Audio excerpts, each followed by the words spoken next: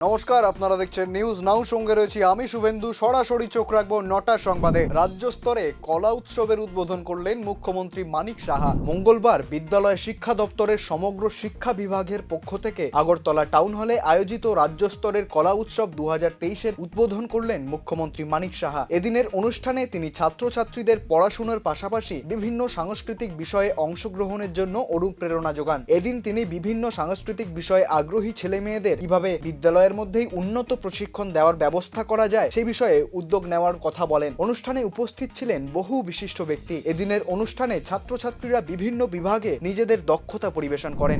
হবে আমাদের ত্রিপুরাতে কালকে আমার বাইরের থেকে একজন লোক এসেছিলেন, খুব স্কলার ব্যক্তি, তো বলছিলেন যে এরকম আমাদের নর্থে কোনো এক জায়গায় গিয়েছেন, উনি ভিডিও করে এনেছেন। খালি গলায় একটা মেয়ে এত সুন্দরভাবে গান করছিলেন, আমাকে দেখাচ্ছিলেন। এই পল্লীগীতি গিয়েছিল মেয়েটা। তাই বললাম ত্রিপুরাতে এমন কোনো বাড়ি নয় যেখানে একটা হারমোনিয়াম আর তবলা একসেট থাকবে।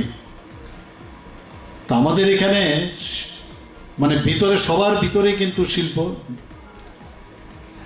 যে শিল্পী হওয়ার যে বাসনা সেটা আছে। হয়তোবা আমরা সেই সুযোগ পাইনি, কিন্তু এখন যারা গার্জিয়ানরা তারা চেষ্টা করে আমাদের ছেলে মেয়েদের তাদের বিভিন্ন শিক্ষাগুরুর কাছে নিয়ে যাওয়া, সেটা গান বাজনা বাদ্য যাই হোক সবাই নিয়ে যায়। কিন্তু এখন আমি বলবো যাদের মধ্যে এই ইচ্ছাটা আছে, এটা কিন্তু ইনবর্ন আসে, সেটা যাদের ইচ্ছা আছে কিন্তু কোনো কারণে তাদের সে ট্রেনিং নিতে অসুবিধা হয়, নিশ্চয়ই আমাদের সরকার, আমি এডুকেশন ডিপার্টমেন্টকে বলবো তাদেরকে স্কুলের মাধ্যমে আইডেন্টিফাই করা। অনেকে আছে যে গার্জিয়ানরা ইন্টারেস্টেড থাকে না বা সেইভাবে, তো তাদেরকে বের করে আনা একটা বৃহত্তর প্ল্যাটফর্মে যদি এডুকেশন ডিপার্টমেন্টে তাদেরকে স্থান দেওয়া হয়। তাদেরকে শুধু পড়াশোনার জন্য আমরা খালি ট্রেনিং দিলাম, বিভিন্ন কোচিং সেন্টার করলাম, তো এইসবের মাধ্যমেও অনেককে আমরা সামনের দিকে এগিয়ে নিয়ে যেতে পারি। মঙ্গলবার প্রদ্যোৎ কিশোর দেববর্মা, অনিমেষ দেববর্মা এবং বিজেপির জনজাতি মোর্চার প্রতিনিধিদের নিয়ে বৈঠক করলেন কেন্দ্রীয় স্বরাষ্ট্র মন্ত্রক নিযুক্ত উপদেষ্টা একে মিশ্রা। জনজাতিদের উন্নয়নের একাধিক বিষয় নিয়ে আলোচনা হয় এই বৈঠকে। তিপ্রাসাদের জন্য গ্রেটার তিপ্রাল্যান্ডের দাবিতে অনড় প্রদ্যোৎ দেববর্মা। মঙ্গলবার বৈঠকের পর তিনি জানান যে নিজেদের দাবি অপরিবর্তিত রেখেছেন তিনি, তবে সরকারের কাছে যদি এর থেকে ভালো কোনো প্ল্যান থাকে তবে সেই বিষয়ে আলোচনা করতেও কোনো অসুবিধা নেই দলের। हमने अपना जो बात रखा था हमने रख दिया उनके सामने। हमने अपने इशू में कोई डिमांड को भी डाइल्यूट नहीं किया है। जो हमारा पुराना इशू है वही इशू हमने रखा है सामने, ग्रेटर तिप्रालैंड का। अब गवर्नमेंट ऑफ इंडिया को कम बैक करना है कि उनके व्यू में हमारे तिप्रासा का भविष्य के लिए क्या सोल्यूशन वो रख सकते हैं। तो हमने अपना पॉइंट रख दिया है, उन्होंने सुना है। अब उनके बॉल उनके कोर्ट में। वो क्या बोला? वो जो भी बोलेंगे राइटिंग में देंगे, आप उनसे पूछ लीजिए उसने क्या बोला। लेकिन हमने जो भी बोला है अपने कम्युनिटी के लिए बोला है, अपने बारे एक डिमांड नहीं किया, कम्युनिटी के बारे में। Sir, as you said, the Greater Tipraland, and you have also raised the issue of constitutional solution. What type of constitutional solution would be good for this? We have asked, according to us, a separate administration and a demand for Greater Tipraland is the final solution. And we have put that point across to him very clearly, and we have given our reasons. If the government of India has a better idea, then we should come back to us with a better idea in writing, and we will consider it. এদিন বৈঠকের পর BJP জনজাতি মোর্চার তরফ থেকে জানানো হয় 125তম সংশোধনী বিল অনুযায়ী জনজাতিদের রাজনৈতিক, সামাজিক, অর্থনৈতিক উন্নতির মাধ্যমে সামগ্রিক অধিকার প্রতিষ্ঠার লক্ষ্যে বিভিন্ন বিষয়গুলি নিয়ে আলোচনা করা হয়েছে এবং যত তাড়াতাড়ি সম্ভব এই বিল কার্যকরী করে জনজাতিদের অধিকার প্রতিষ্ঠার চেষ্টা করা হচ্ছে বলে বিজেপির পক্ষ থেকে জানানো হয়েছে। 125th শিডিউল অ্যামেন্ডমেন্ট বিল, সেই বিলের মধ্যে যা আছে তার উপরে আমাদের ক্যাবিনেট ডিসিশনও আছে, তার উপরে আমাদের মধ্যে আলোচনা হয়েছে। আজকে খুব সৌহার্দ্যপূর্ণভাবে মিশ্রজির সাথে আমাদের আলোচনা হয়েছে। আর যত সম্ভব, যত তাড়াতাড়ি সম্ভব ওটা যাতে কার্যকরী ব্যবস্থা নেওয়া হয়। কারণ ওইখানে আমাদের কি আছে, অর্থনৈতিক অধিকার, সামাজিক অধিকার সব কিছুই আছে এখানে বিলের মধ্যে। আমি বিস্তারিত যাব না, বিশেষ করে ধরেন এই যে 50টা আসনের কথা, সমস্ত ট্রাইব থেকে। ফের রাজপথে বামেরা।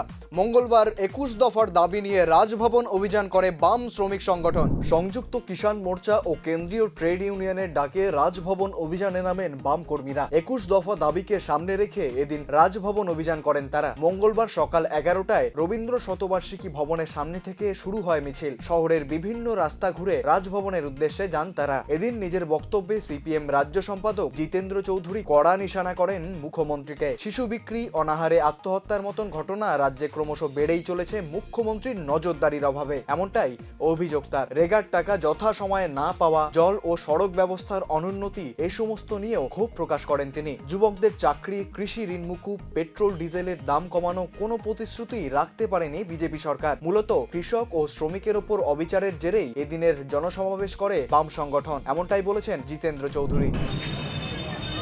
এই আন্দোলনকে আমাদের দেশের ভারতীয় জনতা পার্টির সরকার তার বিরুদ্ধে বিশ্বাসঘাতকতা করেছে, তাদের প্রতিশ্রুতি রক্ষা করেনি। সেই প্রতিশ্রুতি পালন করার জন্য, বাধ্য করানোর জন্য সারা দেশব্যাপী গত 3 দিন ধরে যে ঐতিহাসিক আন্দোলন সংগঠিত হচ্ছে, আপনারা সে আন্দোলনের শরীর হয়ে এখানে এসেছেন। আপনাদের সকলকে আমাদের রাজ্যের গণতান্ত্রিক আন্দোলনের তরফ থেকে এবং আমাদের তরফ থেকেও গণমুক্তি পরিষদ এবং অন্যান্য সংগঠনের তরফ থেকে অভিনন্দন এবং শুভেচ্ছা জ্ঞাপন করছি। বন্ধুরা, আমাদের দেশের শ্রমিক এবং কৃষক তারা কারা? এদেশের কৃষকরা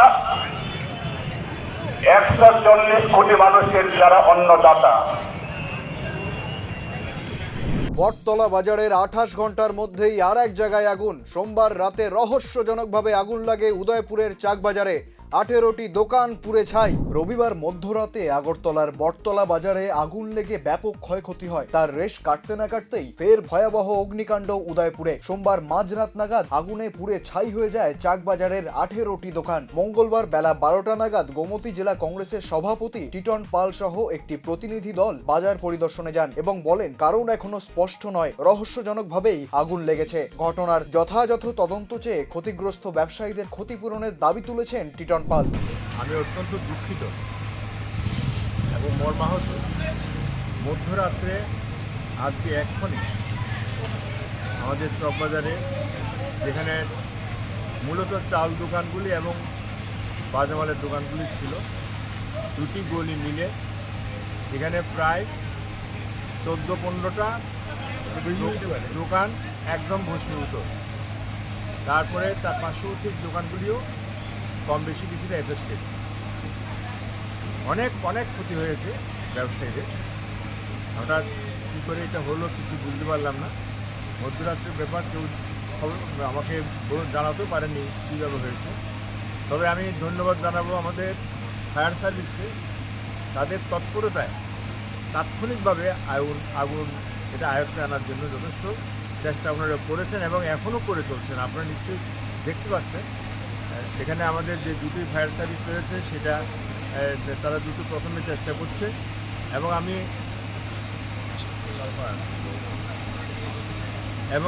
এবং আমি পরবর্তী সময় আমাদের ওটিডিসি এবং আরও আমাদের কাকরাবন থেকেও যে ফায়ার সার্ভিস আছে তাদেরকে আমি দেখেছি। এখন অনেকগুলি ফায়ার সার্ভিস এখানে কাজ করছে, তাদের তৎপরতায় আগুন। প্রধানমন্ত্রী আবাস যোজনার বাড়ির দাবিতে পঞ্চায়েত ঘেরাও। মঙ্গলবার দুপুরে বাড়ির দাবিতে পঞ্চায়েত ঘেরাও করে সেকেরকোট চা বাগানের শ্রমিকরা। প্রধানমন্ত্রী গ্রামীণ আবাস যোজনা প্রকল্প অনুযায়ী রাজ্যে তৈরি হয়েছে লক্ষাধিক বাড়ি। তবে এই প্রকল্প থেকে বঞ্চিত সেকেরকোট চা বাগানের একাধিক শ্রমিক পরিবার। মঙ্গলবার তারা জানান যে গ্রামীণ আবাস যোজনা প্রকল্প অনুযায়ী প্রতিটি পরিবারের নামে ঘর আসে, এমনকি এই প্রকল্পের প্রথম কিস্তির টাকাও পৌঁছেছে পরিবারগুলির অ্যাকাউন্টে। কিন্তু তারপরে কোনো এক অজ্ঞাত কারণ কারণবশত শ্রমিকদের ঘর তৈরি করতে বাধা দেওয়া হয় পঞ্চায়েতের পক্ষ থেকে। দীর্ঘদিন ধরে এই সমস্যায় ভুগছেন সেকেরকোট চা বাগানের শ্রমিক পরিবারগুলি। মঙ্গলবার এই সমস্যার সমাধানের দাবিতে এবং কী কারণে তাদের ঘর তৈরিতে বাধা দেওয়া হচ্ছে তা জানতে চেয়ে পঞ্চায়েত অফিস ঘেরাও করেন তারা। এদিন পঞ্চায়েত সচিবের কাছে ডেপুটেশন জমা দেন। যদিও বিক্ষোভকারী শ্রমিকদের কোনো সঠিক কারণ বলতে পারেননি পঞ্চায়েত সচিব, তবে তিনি এদিন শ্রমিকদের আশ্বস্ত করেছেন যে খুব শীঘ্রই এই সমস্যার সমাধানের চেষ্টা করবেন তিনি। ঘেরাও বলতে আমরা আগেই এটা ডেপুটেশন দেবো ঘর আর অন্যান্য সমস্যা নেই। ঘর কি হয়েছে? ঘর আমরা নামে একটা ঘর সেকশন আছে, কিন্তু কারা বাধা দিছে, কে অবজেকশন দিছে জানতে পারছি আর কি। কিন্তু ঘরগুলো আমরা পাইতেছি না। এই কারণে কি কারণে অবজেকশন দিছে?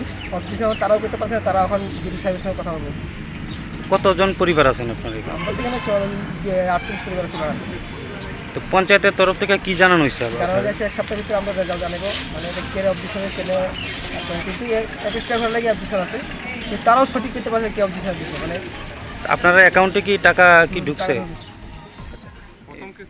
বাংলাদেশে পেট্রোল ডিজেল রপ্তানির কথা ভাবছে রাজ্য। সেকেরকোটে তৈরি হচ্ছে ইন্ডিয়ান অয়েল কর্পোরেশনের পেট্রোল টার্মিনাল। পেট্রোল ডিজেল কেরোসিনের যোগান ঠিক রাখতে রাজ্যে বানানো হচ্ছে নয়া পেট্রোল টার্মিনাল। ধর্মনগরের ডিপোটি সরিয়ে সেকেরকোটে আনা হচ্ছে। 2022 সাল থেকেই এই প্রজেক্টের কাজ শুরু হয়ে গেছে। 85 একর জমির মধ্যে বানানো হচ্ছে টার্মিনালটি, যার আনুমানিক খরচ প্রায় 500 কোটি টাকা। মঙ্গলবার ইন্ডিয়ান অয়েল কর্পোরেশনের কর্মকর্তাদের সঙ্গে বৈঠকের পর সুশান্ত চৌধুরী জানান 2025 সালের মধ্যেই এই প্রজেক্টের কাজ শেষ করার পরিকল্পনা আছে। এই পেট্রোল টার্মিনাল থেকে বাংলাদেশেও তেল রপ্তানি করা হবে বলেই স্থির করা হয়েছে। মিটিং আমাদের ইন্ডিয়ান অয়েল কর্পোরেশন তাদের অফিসিয়াল হাই অফিসিয়াল এখানে এসছে। আমাদের সেকেরকোটে যে ইন্ডিয়ান অয়েলের একটা বড় প্রজেক্ট হচ্ছে, যেখানে পেট্রোল ডিজেল এবং কেরোসিনের স্টক থাকবে, এবং গত 22 সালে আমাদের 2022 সালে তার কাজ শুরু হয়। প্রায় 500 কোটি টাকার উপরের প্রজেক্ট এবং প্রায় 85 একর এরিয়ার মধ্যে সেই প্রজেক্টটা তৈরি হচ্ছে। এটা যখন সম্পন্ন হবে, আমাদের রাজ্যে বর্তমানে যেটা ধর্মনগরে সেখানে ডিপোটা রয়েছে, সেই ডিপোটা আমাদের এখানে শিফট হবে সেকেরকোটে, এবং আমরা এই ডিজেল, পেট্রোল, কেরোসিন এই সমস্ত ক্ষেত্রে যে মজুদ, সেই মজুদটা আমরা সঠিকভাবে করতে পারবো। এবং আইওসিএলের এমন একটা ইচ্ছা রয়েছে যে আগামী দিনে পার্শ্ববর্তী বাংলাদেশেও যেন আমরা সেটাকে এক্সপোর্ট করতে পারি। তো সেটা মাথায় রেখে কাজ শুরু হয়েছে। প্রায় 30% উপর কাজ সম্পন্ন হয়েছে, কিন্তু কিছু সমস্যা রয়েছে রাস্তাঘাট নিয়ে, ল্যান্ড অ্যাকুইজিশন, রাস্তার নতুন তৈরি করা, পিডব্লিউডি কে বলা হয়েছে তৈরি করার জন্য, ফিনান্সিয়াল ব্যাপার নিয়ে কিছু সমস্যার ব্যাপার রয়েছে। সেই বিষয়গুলো নিয়ে এবং কত তাড়াতাড়ি এই প্রজেক্টটাকে সম্পূর্ণ করা যায়, যাতে আমাদের বিভিন্ন সময় আপনারা দেখেন যে বর্ষার সিজনে বিশেষ করে আমাদের রাস্তাঘাটের যে প্রাকৃতিক যে গোলযোগ হয়, তাতে রাস্তাঘাটের অবস্থা খুব খারাপ হয়ে যায়, এবং তার জন্যে সঠিক সময়ে পেট্রোল, ডিজেল এই জিনিসগুলো আসতে অসুবিধা হয়, এবং এতে করে একটা আর্টিফিশিয়াল ক্রাইসিস তৈরি হয়, মানুষের মধ্যে একটা হয়রানির মানুষকে শিকার হতে হয়। তো তার থেকে মানুষকে, রাজ্যের জনগণকে দূর করার জন্যে আমাদের এখানে এই যে ডিপোটা তৈরি হচ্ছে, সাফিসিয়েন্ট স্টক থাকবে এবং মানুষের যে। নটার সংবাদ আজকের মতো এই পর্যন্তই। পরবর্তী আপডেটের জন্য চোখ রাখুন নিউজ নাও এর পর্দায়।